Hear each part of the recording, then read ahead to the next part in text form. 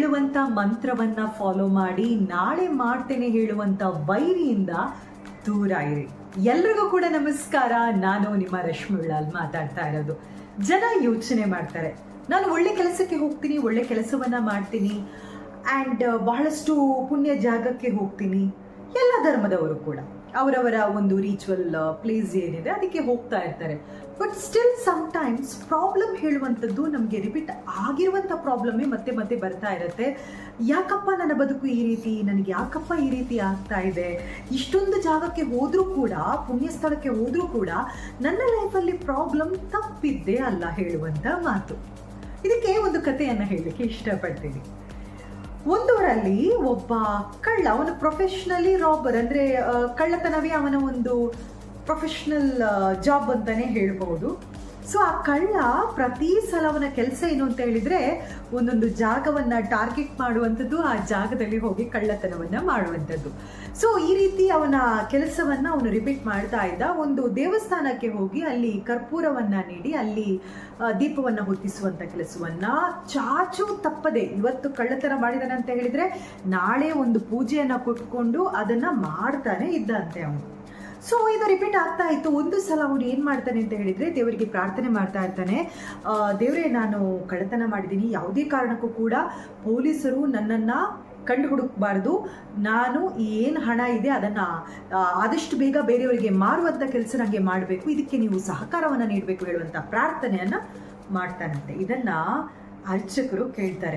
ಅರ್ಚಕರಿಗೆ ಒಂದು ಬಗ್ಗೆ ಒಂದು ಒಳ್ಳೆ ಒಪಿನಿಯನ್ ಇತ್ತು. ಬಟ್ ಒಂದು ಸಲ ಅವನು ಪ್ರಾರ್ಥನೆ ಮಾಡೋದನ್ನು ಕೇಳಿಸ್ಬಿಟ್ಟು ಅವನು ಪರ್ಸನಲ್ ಆಗಿ ಕರೆದು ಕೇಳ್ತಾರಂತೆ, ನೀನು ಇಂಥ ಕೆಲಸವನ್ನು ಮಾಡಿಕೊಂಡು, ಇಂಥ ಬೇಡದ ಕೆಲಸವನ್ನು ಮಾಡಿಕೊಂಡು ದೇವರಿಗೆ ಪ್ರಾರ್ಥನೆ ಮಾಡ್ತೀಯಲ್ಲ, ಏನಾದರೂ ಫಲ ಇದೆಯಾ, ಯಾವತ್ತಾದ್ರೂ ಒಂದು ದಿನ ನೀನು ಖಂಡಿತವಾಗಿಯೂ ಸಿಕ್ಬಿಡ್ತೀಯಾ ಅಂತ. ಆವಾಗ ಅವನೇನು ಹೇಳ್ತಾನೆ ಅಂತ ಹೇಳಿದ್ರೆ, ನಾನು ದೇವರಿಗೆ ಕರ್ಪೂರ ಕೊಡ್ತೀನಿ, ಹಣ ಹಾಕ್ತೀನಿ, ಕಾಣಿಕೆ ಹಾಕ್ತೀನಿ, ಖಂಡಿತವಾಗಿಯೂ ಕೂಡ ದೇವ್ರು ನನ್ನನ್ನು ಕೈ ಬಿಡಲ್ಲ ಹೇಳುವಂಥ ಒಂದು ಕಾನ್ಫಿಡೆನ್ಸ್ ನನಗಿದೆ ಅಂತ. ಈ ಒಂದು ಕಥೆಯಲ್ಲಿ ಬಹಳಷ್ಟು ಮಂದಿಗೆ ಒಂದು ಚಿತ್ರಣ ಸಿಕ್ಕಿರಬೇಕು, ಯಾವುದು ಸರಿ ಯಾವುದು ತಪ್ಪು ಅಂತ. ಮನಸ್ಸಲ್ಲಿ ಕಲ್ಮಶವನ್ನು ಇಟ್ಕೊಂಡು ಏನೆಲ್ಲ ಬೇಡದ ಕೆಲಸವನ್ನು ಮಾಡಿ, ಅದು ಮಾತಿನ ಮುಖಾಂತರನೂ ಆಗಿರಬಹುದು, ಯಾವುದೇ ವಿಚಾರಗಳು ಒಂದು ವ್ಯಕ್ತಿಯ ಮನಸ್ಸಿಗೆ ನೋವಾಗುವಂತೆ ಮಾಡುವಂಥದ್ದು, ಅಥವಾ ಯಾರದೋ ಸಿಗಬೇಕಾಗಿರುವಂಥ ಆಸ್ತಿ ಯಾರಿಗೂ ಸಿಕ್ಕುವಂತೆ ಮಾಡುವಂಥದ್ದು, ಕಟುವಾಗಿ ಮಾತಾಡುವಂಥದ್ದು, ಕಟುವಾಗಿ ನಿಮ್ಮ ಆ್ಯಕ್ಷನ್ಸ್ ಅದು ಯಾವುದು ಬೇಕಾದರೂ ಆಗಿರಬಹುದು. ಸೊ ಅಂಥ ಆ್ಯಕ್ಷನ್ಸ್ಗಳನ್ನು ಮಾಡಿ ಬಿಂದಾಸ್ ಆಗಿ ಹೋಗ್ಕೊಂಡು ನೀವು ನನಗೆ ಅದು ಮಾಡಪ್ಪ, ಇದು ಮಾಡಪ್ಪ, ನನ್ನ ಲೈಫ್ ಚಿಲ್ಲಾಗಿ ನಂಗೆ ಚೆನ್ನಾಗಿರಬೇಕು ಅಂತ ಹೇಳಿದರೆ ಇಲ್ಲಿ ನಿಮ್ಮ ಪ್ರಾರ್ಥನೆ ವರ್ಕೌಟ್ ಆಗುತ್ತೆ ಅಂತ ತಿಳ್ಕೊಳ್ತೀರಾ. ಯಾರದೇ ಲೈಫ್ ಆ ಕಳ್ಳನ ಹಾಗೆ ಇರುವಂಥದ್ದು ಬೇಡ. ನಮ್ಮ ಮನಸ್ಸು ಪ್ಯೂರ್ ಆಗಿರಬೇಕು, ಒಳ್ಳೆಯದನ್ನೇ ಆಲೋಚನೆ ಮಾಡುವ, ಒಳ್ಳೆಯ ಕೆಲಸವನ್ನು ಮಾಡ್ತಾ ಇರುವ, ನಾವು ಆದಷ್ಟು ಬೇರೆಯವರ ಬಗ್ಗೆ ನಾವು ಇತರರಿಗೆ ಒಳ್ಳೆಯದೇನು ಮಾಡಲಿಕ್ಕಾಗುತ್ತೆ ಹೇಳುವಂಥ ಯೋಚನೆಯನ್ನು ಮಾಡಬೇಕು.